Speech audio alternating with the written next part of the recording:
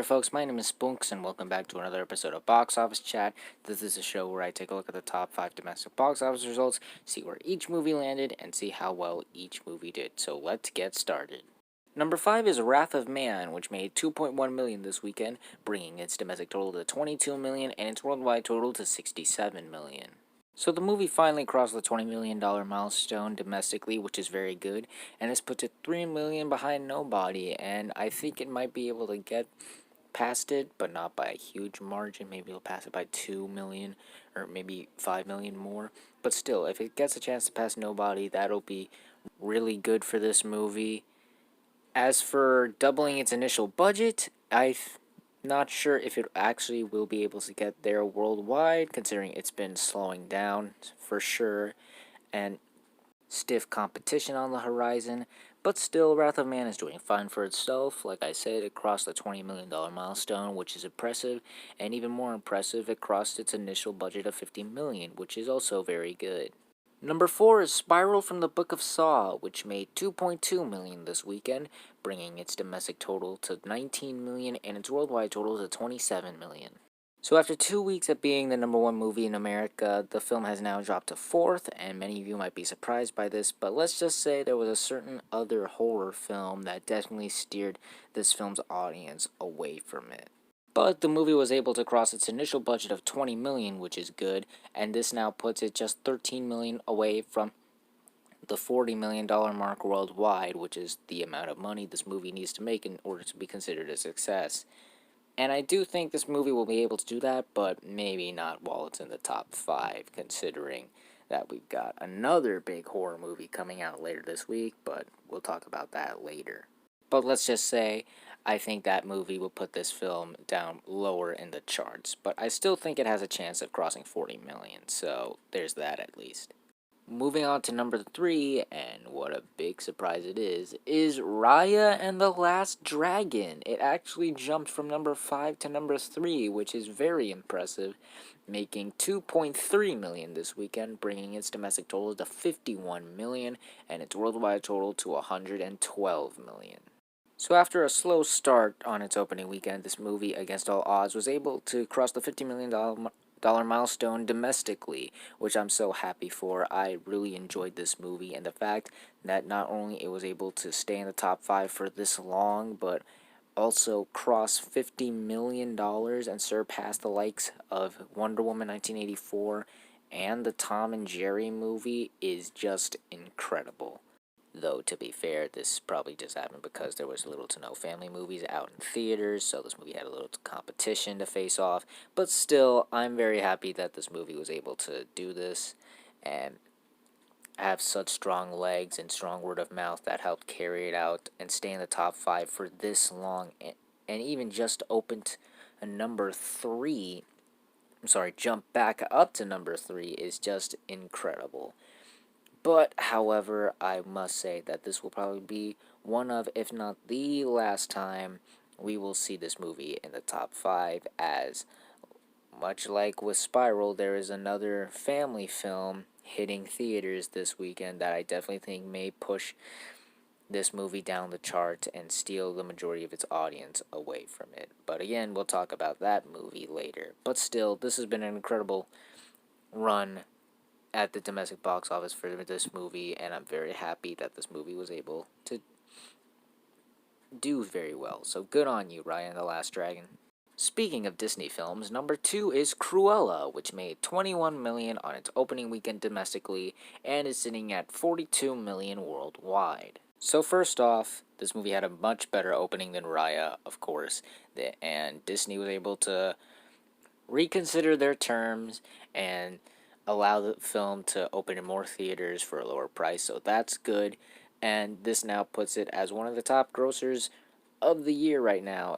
This opening is on par with Mortal Kombat and Demon Slayer's opening, which is very good, and it's almost at 50 million worldwide, and I'm certain that this movie will be able to make a ton of money. However, I do not think this will be a really successful movie, because the big problem here is that the movie will cost $200 million, Why Disney decided that it was this movie of all things to cost 200 million, I have no idea. So this movie's definitely gonna have a problem making its initial budget back, let alone doubling it. Hopefully, there are still some countries and some areas where the film hasn't been released yet and will release in the future, and hopefully, word of mouth is good on it, and this film keeps up the winning streak for these live action reimagining slash remakes.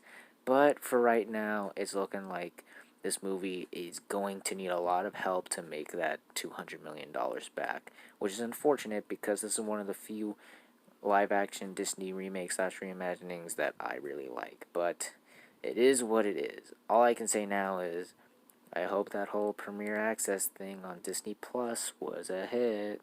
And finally, let's end the video off with the number one movie of the weekend, and that is A Quiet Place Part 2, which made $47 million this weekend domestically. And while there are no worldwide totals to speak of, this movie is already a box office hit because the film only costed $17 million to make. Of course, this is an incredible opening weekend. The fact that this was the movie to dethrone Godzilla vs. Kong is just okay.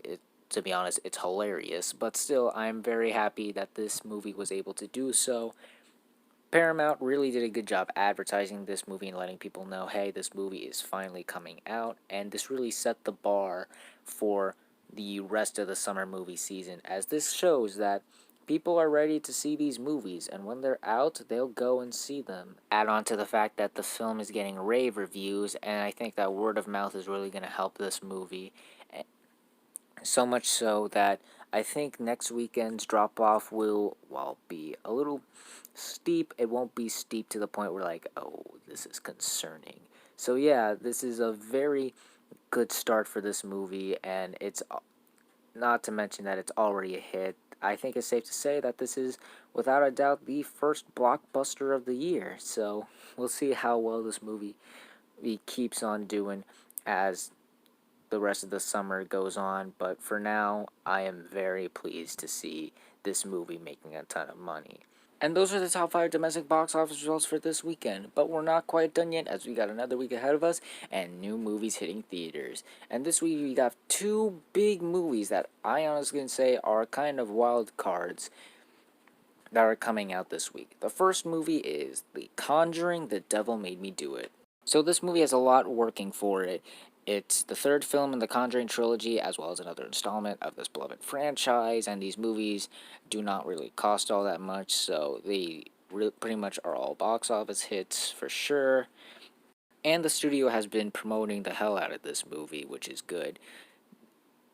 Really, the biggest issue is two things. One is, while this franchise is certainly popular, is interest waning per se, because the last Annabelle movie, which, well, not a failure, didn't really blow the doors out of the water. It wasn't like this big hit. It did fine. And the other issue is, well, of course, how well Quiet Place Part 2 is going to do in its second week. I think it's going to have a strong hold, and I think it might be strong enough that it will retain the number one spot. So that pretty much tells you where I think this movie's going to land next week.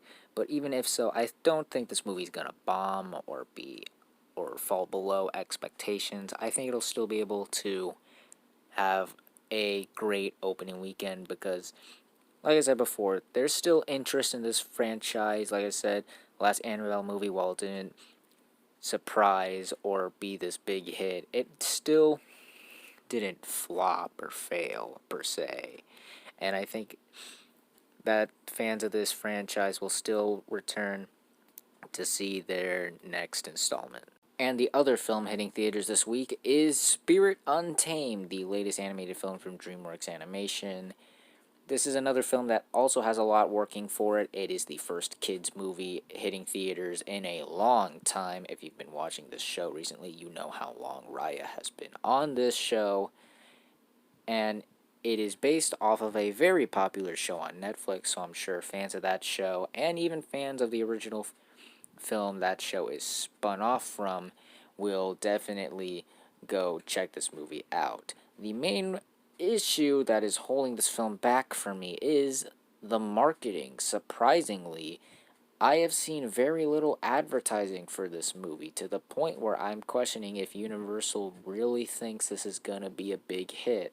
Don't get me wrong, I don't think this is gonna flop. This looks very cheap for a DreamWorks film.